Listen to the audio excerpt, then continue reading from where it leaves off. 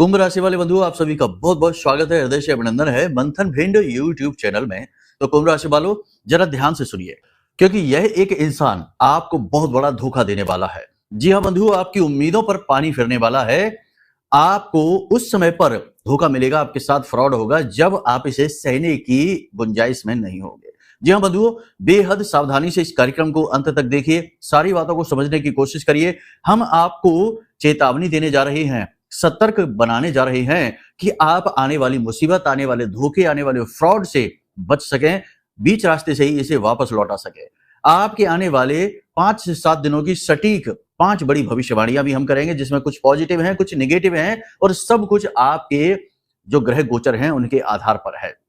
जैसे कि हम आपको बता दें कि बुध अस्त हो चुके हैं, बकरी हैं, यानी कि बुध की तरफ से आपको कोई भी मदद नहीं मिलने वाली है। और बुध हैं वाणी, बुद्धि और व्यापार के देवता, यानी कि 3 तरह से आपके साथ फ्रॉड होने की पूरी संभावना है, क्योंकि आपका निर्णय, आपका डिसीजन गलत होगा। निर्णय लेने की जो क्षमता है, जो सद्बुद्धि है, वह बुध ही देते हैं। अब ऐसे में यदि बुध से आपको मदद नहीं मिल पा रही है, आपको सपोर्ट नहीं मिल पा रहा है, तो इस बात की पूरी संभावना है कि आप गलत इंसान पर भरोसा करेंगे, गलत जगह पर पैसा इन्वेस्ट करेंगे, गलत निर्णय लेंगे और फंसेंगे। जी हाँ, ऐसे में कुछ विशेष घटनाक्रम आपके साथ घटित होने वाला है। इस घटनाक्रम के बारे में आपको जानना बेहद आवश्यक है।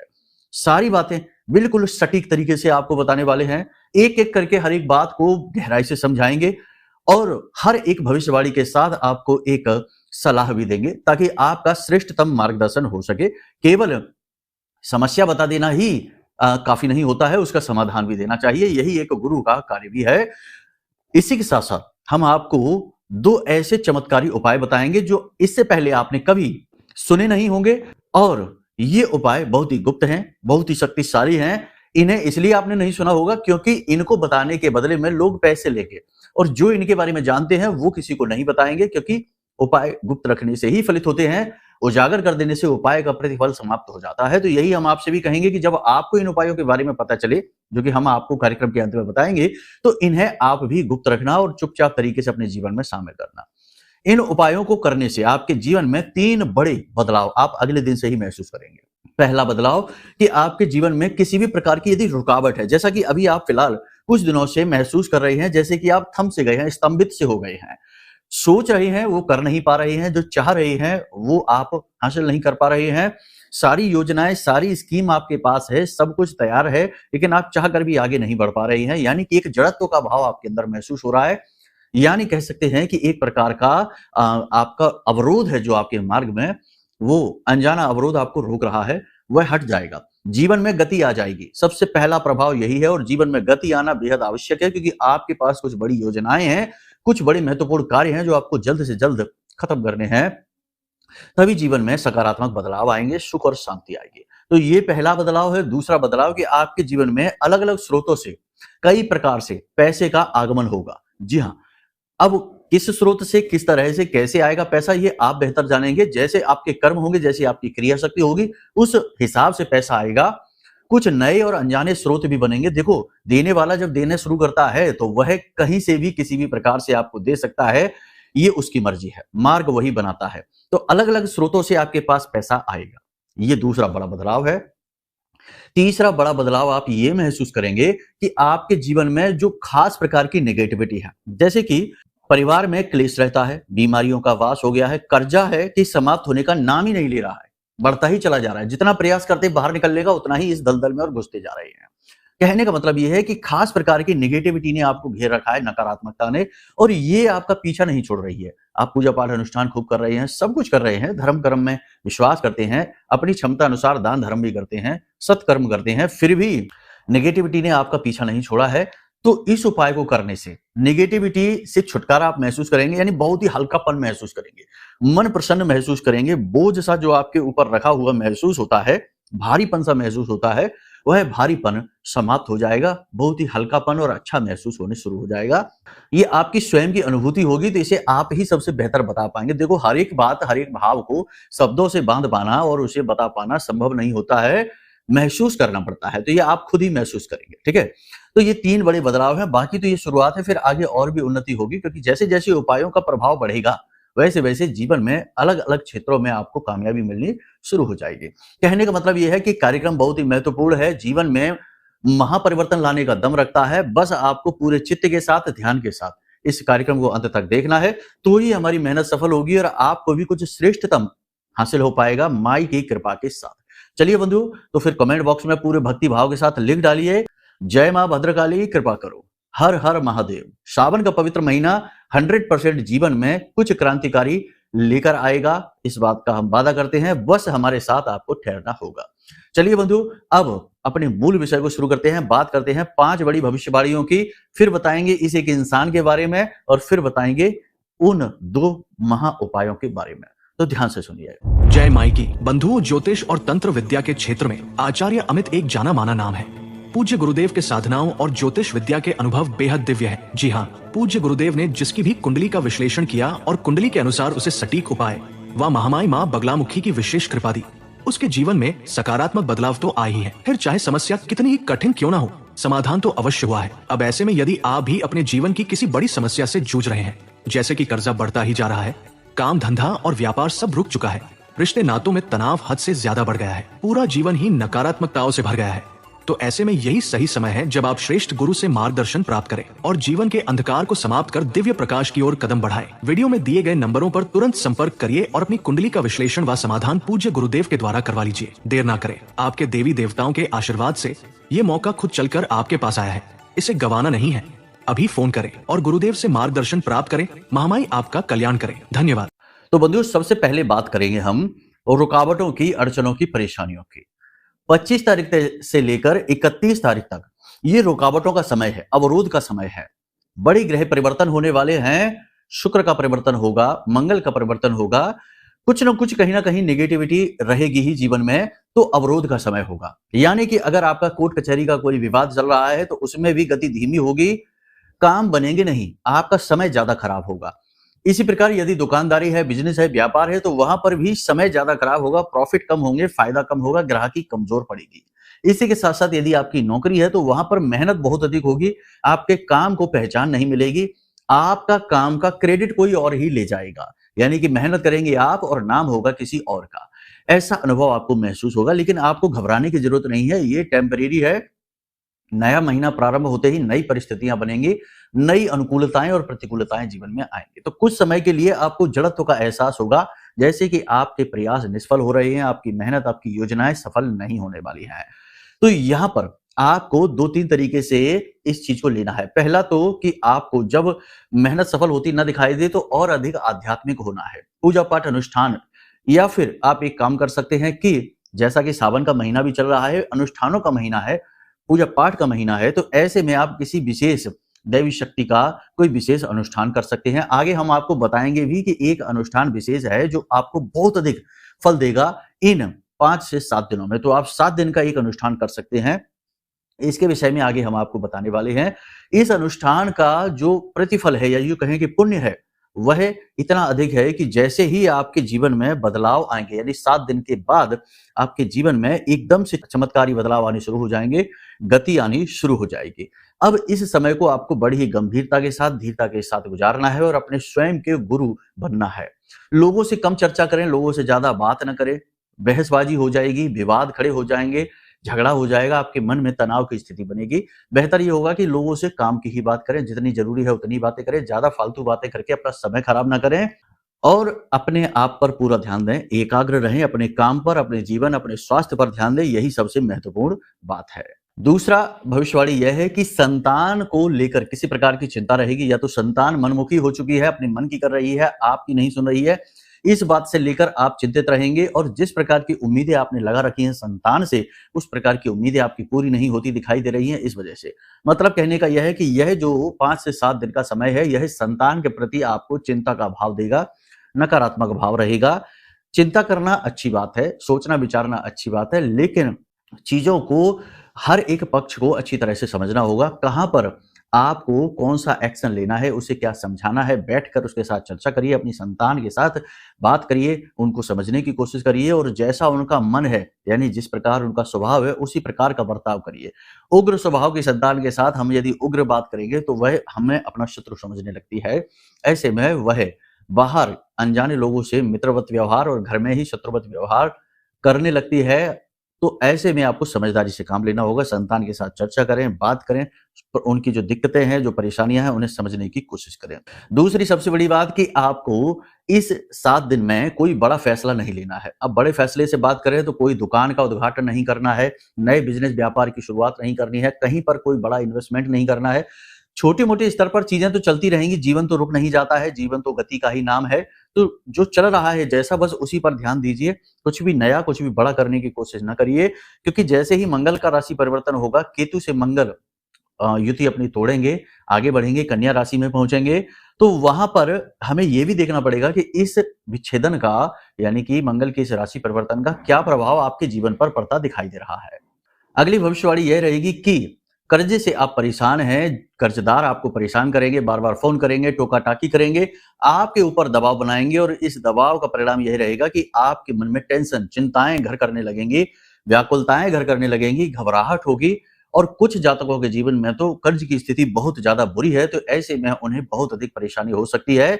तो ऐसे में भी हम यही कहेंगे कि ज़रूरत है किसी गुरु के मार्गदर्शन की, बड़े बुजुर्गों के साथ चर्चा करने की और पॉजिटिव रहने की। देखो, जीवन में जब भी ऐसा लगता है कि कोई बड़ी भयानक समस्या हमारे पास आ रही है, तो वही सही समय होता है जब आप किसी की शरण में जाएँ, ईश्वर की शरण में जाएँ, अपने आराध्य की शरण में जाएँ और उनसे अनुनय निवेदन करें और मन को जितना हो सके उतना एकाग्र रखें। बड़े बुजुर्गों की सलाह-मशवरा लें और गुरुजन यदि आपके पास हैं तो आप भाग्यशाली हैं, उनकी शरण में जाएँ और उनसे सलाह-मशवरा करें। कहने का मतलब ये है कि आध्यात्मिक बनें, पॉजिटिव रहें और गंभीरता से चीज़ों को लें, धीरता लेकर आएँ। धैर्य को अपने बनाकर रखें, अधीर ना हों, छोटी-छोटी बातों को दिल से ना लगाएँ और परिणाम जो हो सकते हैं, उन परिणामों को सोच-सोच कर परेशान ना होते रहें, क्योंकि कभी-कभी होता ये है कि हम तो सोच रहे हैं कुछ और ही परिणाम होगा और निकलता कुछ और ही है। जितना नकारात्मक नहीं होगा, उससे भी ज़्यादा नेगेटिव सोच-सोच कर हम यूँ ही परेशान हो रहे होते हैं। तो कहने का मतलब ये है कि वास्तविकता को समझें और अपनी किस्मत अपने भाग्य पर भी छोड़ें। भगवान किसी को कष्ट दे सकते हैं, लेकिन किसी के जीवन को नरक नहीं बना सकते हैं, अगर आपको उन पर पूर्ण विश्वास है तो। बात अगर अविश्वास की है, आप ही मालिक अपने जीवन के बने बैठे हैं, तो करते रहिए चिंता। चिंता करने से कुछ नहीं होता है, होगा वही जो ऊपर वाले ने लिख रखा है। किसी प्रकार की कारोबारी यात्रा हो सकती है, प्रोफेशनल जर्नी आपकी हो सकती है। लाभ तो आपको मिलेंगे इस यात्रा के, लेकिन इस यात्रा में कठिनाइयाँ भी बहुत रहेंगी, धन खर्च हो जाएगा, स्वास्थ्य को लेकर परेशानियाँ उत्पन्न हो सकती हैं। अपना ख़्याल विशेष तौर पर रखें, पैसे को अधिक प्राथमिकता ना दें, अपने स्वास्थ्य को ज़्यादा प्राथमिकता दें, समय से खान-पान करें और यात्रा में अपनी सुविधा का विशेष ख़्याल रखें। सुविधा को बचाने के चक्कर में, धन बचाने के चक्कर में अपने आप को और ज़्यादा असुविधा में ना फँसा लें, ये सबसे महत्वपूर्ण है, क्योंकि कभी-कभी आप हद से ज़्यादा कंजूस भी हो जाते हैं और ख़ास तौर से अपने ही मामले में आप कंजूस होते हैं। दूसरों के मामले में तो आप खुलकर धन खर्च करते हैं दूसरों को खुश करने के लिए, लेकिन जब नंबर आता है आपका अपना, तो आप वहाँ पर कंजूसी दिखाने लगते हैं और यहीं पर आपको परेशानी उत्पन्न होती है। अब सबसे बड़ी बात कि अपने व्यवहार को नियंत्रित रखें। जैसा कि हमने शुरुआत से ही आपसे कहते चले आ रहे हैं कि आप अपने व्यवहार को, अपने आचरण को नियंत्रित रखें। किसी के द्वारा कही गई छोटी-छोटी बातों को दिल से ना लगाएँ, इसने ऐसा क्यों कह दिया, इसको ये नहीं कहना था, इसने तो हमारा जो कहते हैं ना कि हमें दुखी कर दिया, परेशान कर दिया, हमको इससे ऐसी उम्मीद नहीं थी। इस तरीके की फालतू की बातें सोचकर अपने चित्त को, अपने मन को दुखी ना करें। जो जैसा चल रहा है उसे वैसा चलने दें, किसी को कुछ कहना है उसे कहने दो, वो उसके अपने विचार हैं, उन विचारों का आपके ऊपर कोई खास प्रभाव नहीं होना चाहिए। यदि आप ऐसे छोटी-छोटी बातों को दिल से लगाते रहेंगे तो आप हमेशा दुखी ही रहेंगे और दूसरों को आपके बटन मिल जाएँगे कि जब वो चाहेंगे तब आपको दुखी कर देंगे, जब वो चाहेंगे तब आपको सुखी कर देंगे। तो ऐसा नहीं करना है, यह एक बुद्धिमान इंसान की पहचान नहीं है। कोई यदि आपको कुछ कह रहा है, आपको बुद्धिहीन कह रहा है, कुबुद्धि कह रहा है, पागल कह रहा है, तो यह उसकी समझ है, उसकी बुद्धि है, उसकी दृष्टि है।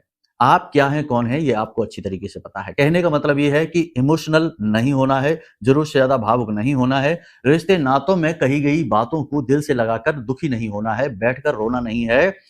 जो जैसा कहेगा, करेगा, वो उसका अपना कर्म है, वह उसका फल भी भोगेगा। आप उसके दोषी नहीं हैं।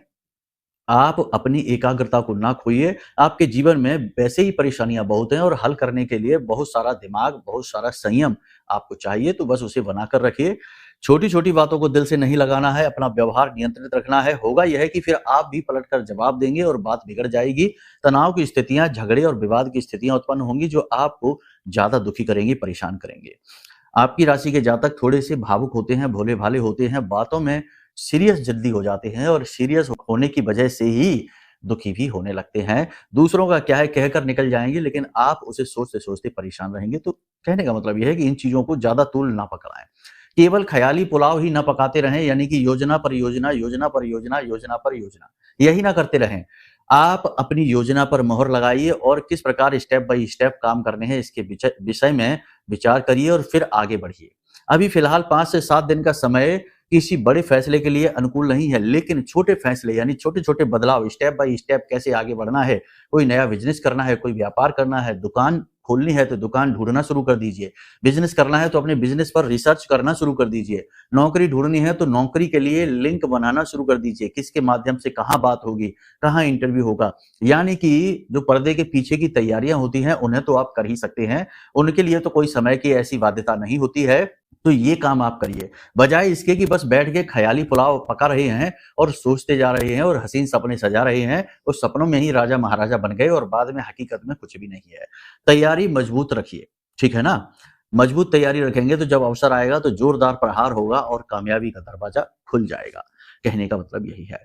अब बात करते हैं कि विश्वास और अविश्वास की। देखो, आपके आस-पास कुछ लोग ऐसे हैं जो आपकी कमजोरियों को जानते हैं कि आप चाहे कितनी ही बुरी से बुरी स्थिति में हो, तब भी आप अपनों के लिए दुखी रहते हैं, अपनों की मदद करते हैं और यदि कोई अपना आपके सामने आकर अपनी दुख भरी कहानी सुनाएगा, मगरमच्छ के आँसू बहाएगा, आप पिघल जाएँगे और उसकी मदद करेंगे। तो कहने का मतलब ये है कि स्वार्थ सिद्धि करने वाले लोग आपके आस-पास हैं, जो आपसे अपने मतलब सीधे करते रहते हैं। यहाँ पर आपको सावधान रहना है।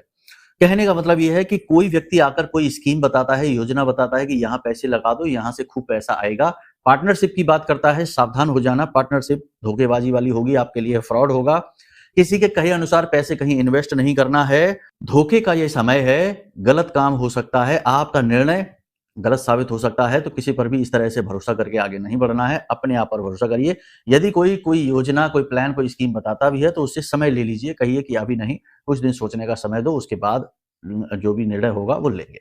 तो इस तरह से आप बात करिए। तंत्र मंत्र के प्रति भी आपको सावधान रहना है, होशियारी से चलना है, सतर्क रहना है। कहने का मतलब ये है कि चीज़ों का लेन-देन सोच समझ के करिए, खान-पान पर ध्यान दीजिए, किसी के द्वारा दिया गया खान-पान ग्रहण ना करिए, किसी के द्वारा दी गई चीज़ों को यूँ ही प्रयोग ना कर लीजिए। कहने का मतलब ये है कि ये तंत्र मंत्र का भी समय होता है, कमज़ोर समय जब होता है तो उस समय पर नेगेटिव एनर्जी हावी होती हैं और आपके आस-पास बहुत सारे ऐसे लोग भी हैं, कुछ लोग हैं ऐसे जो इन चीज़ों में भी एक्टिव रहते हैं, सक्रिय रहते हैं, तो आप थोड़ा-सा सावधान रहिए। जितना हो सके उतना एकाग्र रहिए, एकांत में रहिए, अपने बारे में विचार करिए, मंथन करिए और अपने जीवन की कहानी, अपनी आने वाली योजनाओं के बारे में किसी से चर्चा ज़्यादा ना करिए, गुपचुप रहिए, ठीक है? किसी प्रकार का घात, धोखा भी हो सकता है, आपके साथ जालसाजी भी हो सकती है, कोई जानबूझकर षड्यंत्र रचकर आपके पैसे लूट सकता है, आपको शारीरिक चोट भी पहुँचा सकता है। लोग आपसे किस हद तक जलते हैं, ये आप भी सोच नहीं सकते हैं। आपको भी आश्चर्य होगा कि ऐसा कैसे हो सकता है, लेकिन ये सारी स्थितियाँ संभावना हैं, तो थोड़ा-सा अलर्ट रहने की आवश्यकता है। किसी एकांत जगह में ना जाएँ, किसी के साथ पार्टी वगैरह के चक्कर में कहीं दूर-दराज के एरिया में ना जाएँ। रात्रि के समय यानी कि उल्टे-सीधे समय और काल पर कहीं एकांत में घूमने-फिरने की योजनाएँ आप किसी के साथ ना बनाएँ। ऐसे ही तो हादसों को लोग आमंत्रित कर देते हैं और कौन क्या सोच रहा है। ये ज़माना मुखौटा का ज़माना है। एक-एक इंसान के पास 10-10 मुखौटे हैं। किसके सामने कौन-सा मुखौटा लगाकर जाना है, ये लोग निर्णय लेकर, सोच समझकर तब जाते हैं सामने, ठीक है ना? तो अब सच्चाई और प्रेम और समर्पण की बातें केवल किताबी बातें हैं। कुछ लोग ही इन बातों का पालन करते हैं। ज़्यादातर लोग तो बहुत ही सोच समझकर कैलकुलेटेड रिलेशनशिप्स चलाते हैं। तो आपको ऐसे लोगों से बहुत ही अलर्ट रहना है, सावधान रहना है। तो ये सारी बातें हमने आपको इसीलिए बताई हैं क्योंकि ग्रह नक्षत्रों की स्थितियाँ कहीं न कहीं कमज़ोर हैं। कहीं न कहीं महामाई के द्वारा दी गई अनुभूतियाँ हमें ऐसा एहसास कराती हैं कि आपको अलर्ट रहना है, ठीक है? अपने ही आपके ऊपर घात करेंगे, लोग अपने बनकर ही प्रेम दिखाते-दिखाते आपको चोट पहुँचाएँगे। ये अलर्ट रहने का समय है, ठीक है? तो यहाँ तक सारी बातें आपने स्पष्ट तौर पर समझ ली हैं। अब बात करते हैं उन उपायों की। वैसे तो 2 उपाय हैं, लेकिन हमने अनुष्ठान के बारे में बताया, तो आप एक काम करिए। आज जब आप इस कार्यक्रम को देख रहे हैं, तो कल से ही 11 हनुमान चालीसा पाठ का अनुष्ठान करिए। करना आपको यह है कि आटे का एक दीपक लेना है। अगले ही दिन से चले जाइए, दिन का इंतजार ना करिए। सावन के महीने में हर एक दिन बहुत ही पवित्र होता है और हर दिन हर एक देवी देवता को समर्पित होता है। तो आपको करना यह है कि हनुमान जी के सामने जाना है, उन्हें फूल पुष्प वगैरह जो है ना, प्रसाद, धूप दीप नैवेद्य और पान का एक बीड़ा अर्पित करिए। एक बरगद का पत्ता यानी बड़ का पत्ता होता है वो लेकर जाइए और उसके ऊपर आटे का दीपक रखकर जलाइए गाय के घी से। ठीक है, शाम के समय जाइए आप, तो वो ज्यादा बेहतर रहेगा। और वहां पर आपको 11 हनुमान चालीसा का पाठ करना है, संकल्प लेकर करना है। 7 दिन का अनुष्ठान कर लीजिए। हनुमान जी के सामने हथेली में जल लीजिए, थोड़े चावल, एक पुष्प और अपना नाम, कुल, गोत्र और अपना 7 दिवसीय अनुष्ठान कि हम 7 दिन तक प्रतिदिन 11 हनुमान चालीसा पाठ करने का संकल्प लेते हैं। और हम संकल्प लेते हैं कि हमारा व्यापार अच्छा हो इस हेतु, ठीक है ना, या नौकरी चाहिए तो नौकरी प्राप्ति के हेतु हम इस संकल्प को लेते हैं। और जल जमीन पर छोड़ दीजिए। पहले दिन संकल्प लेना है, उसके बाद प्रतिदिन निश्चित समय पर बड़ का एक पत्ता और उसके ऊपर आटे का दीपक बनाकर और चले जाइए हनुमान जी के मंदिर में, दीपक जलाइए और हनुमान चालीसा का पाठ करना शुरू कर दीजिए। आपका उद्धार हो जाएगा। ठीक है, अब करना यह है कि 11 हनुमान चालीसा का पाठ करना है, उसके बाद अंत में हनुमान जी का जो बजरंग बाण होता है ना, उसका पाठ कर लेना। अब यदि आप अपने जीवन में किसी विशेष समस्या से बहुत अधिक परेशान है, जैसे कर्जे से परेशान है, कोई आपको जानबूझकर परेशान कर रहा है, पीड़ा पहुंचा रहा है, या कोई बड़ी समस्या यानी एक बड़ी समस्या जिससे आप चाहते हैं कि जल्दी से जल्दी छुटकारा प्राप्त हो, तो देखिए आपके घर में जो नैऋत्य कोण है यानी जो दक्षिणी दिशा और पश्चिमी दिशा के बीच का जो कोना है, उस कोने से लेकर और दक्षिण दिशा के बीच की जो दिशा है, अब इसको क्या कहते हैं, साउथ साउथ वेस्ट कहते हैं, यानी दक्षिण दक्षिण पश्चिमी कोना। ठीक है, समझ में आ रहा है आपको। एक कोना ऐसा है जिसमें जो भी चीज रखी होगी वो धीरे धीरे नष्ट हो जाएगी, समाप्त हो जाएगी।